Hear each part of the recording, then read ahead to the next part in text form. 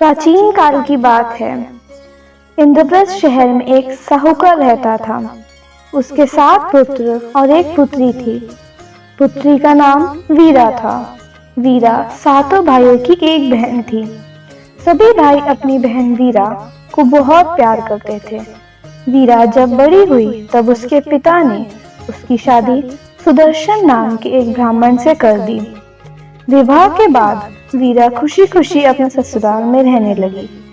कार्तिक मास के कृष्ण पक्ष की चतुर्थी को करवा चौथ का व्रत आता है। शादी के बाद वीरा का ये पहला करवा चौथ व्रत होता है और वह अपने मायके करवा चौथ का व्रत रखने के लिए आती है। वीरा अपनी भाभीओं संग करवा चौथ का व्रत रखती हैं। इस व्रत के दौरान चाकू चलाना, कसीदे निकालना और उधेड़ना मना होता है, लेकिन वीरा व्रत रखने के बाद सारा दिन कसीदे निकालती रहती है। ऐसे ही सारा दिन निकल जाता है और रात को वीरा के भाई भी काम से घर आ जाते हैं। रात को जब सभी भोजन करने लगते हैं तो उसके भाई वीरा को बोलते हैं कि बहन वीरा, तू भी हमारे साथ खाना खा ले। लेकिन वीरा अपने भाइयों को कहती है, आज मेरा करवा चौथ का व्रत है और चांद को अर्घ्य देकर ही खाऊंगी। भाइयों से अपनी भूखी बहन का हाल देखा ना गया। उन्होंने एक तरकीब सोची। बाहर जाकर घास फूस इकट्ठा करके अग्नि जला दी।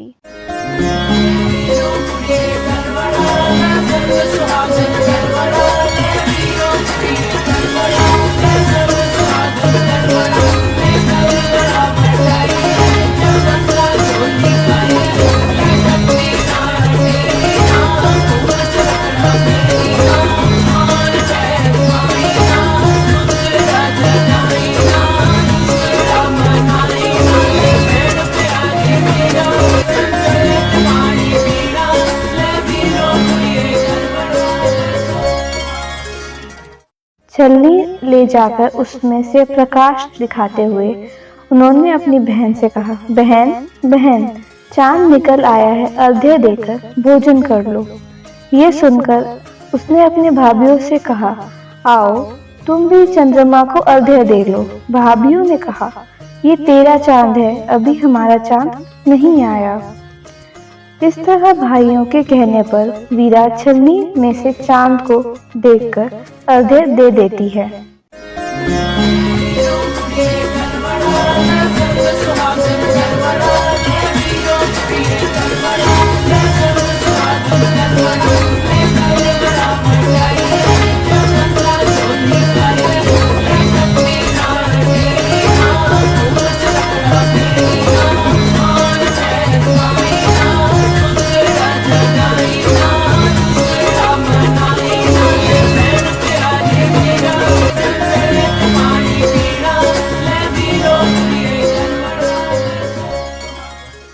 जब वह अपने भाइयों के साथ खाना खाने लगती है तो पहले कौर में बाल आ जाता है, दूसरे कौर में कंकड़ और तीसरे में ससुराल से खबर आ जाती है वह जल्दी आ जाए।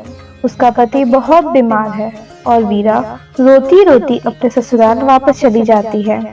जब वीरा ससुराल पहुंचती है तो देखती है उसका पति पूरी तरह से सील पत्थर बन जाता है। वीरा ने जितनी सुइयां कसीदे निकलने में लगाई होती हैं, उतनी सुइयां उसके पति के सिर में चुभी होती हैं। वीरा उन सुइयों को हर रोज निकालती। इस तरह पूरा साल बीत जाता है और अगले साल फिर करवा चौथ का व्रत आता है। वीरा फिर सभी रीति रिवाज के साथ व्रत रखती है।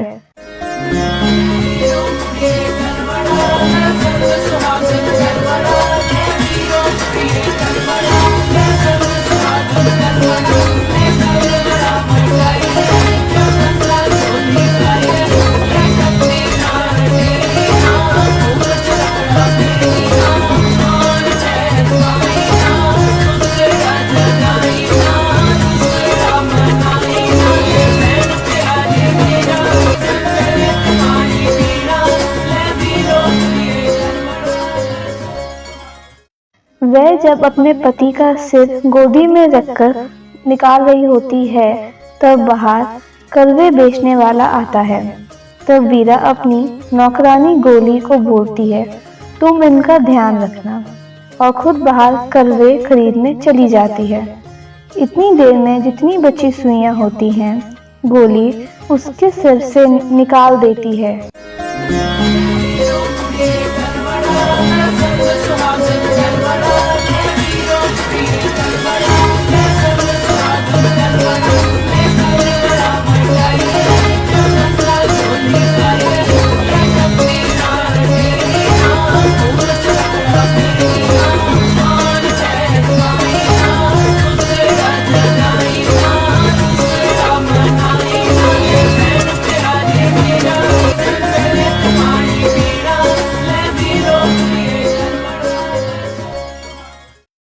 वीरा का पति जो गोली होती है उसे रानी समझ बैठता है और रानी थी उसे गोली समझ लेता है।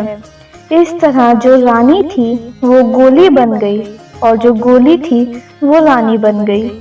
राजा ठीक होकर खुशी खुशी गोली के साथ रहने लगता है। एक दिन राजा को किसी काम से बाहर जाना पड़ता है, तो वह गोली जो कि रानी बनी थी उसे पूछता है, तुम्हारे लिए क्या लाऊं? तो वो कहती है, मेरे लिए बाजार से हार श्रृंगार लेकर आना। रानी जो गोली थी उससे भी पूछता है, वह कहती है, मेरे लिए काठ की गुड़िया लेकर आना।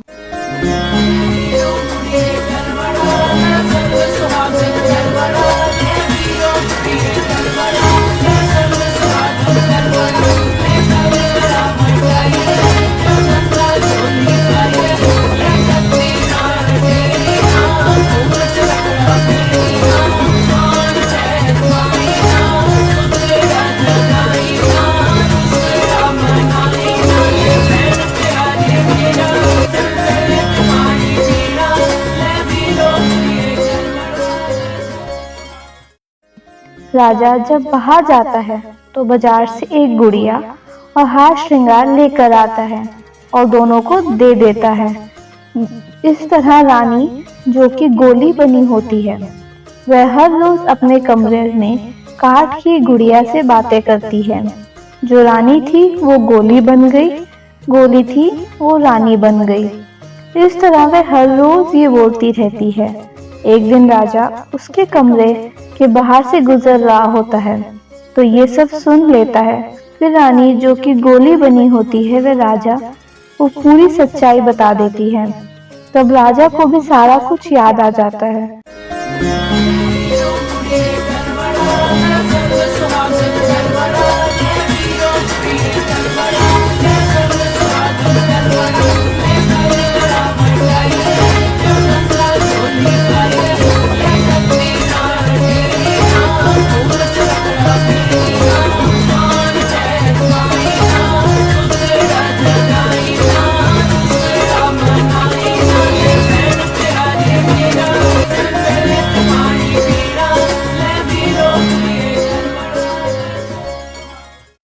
माता करवा की कृपा से वीरो और राजा खुशी खुशी रहने लगे।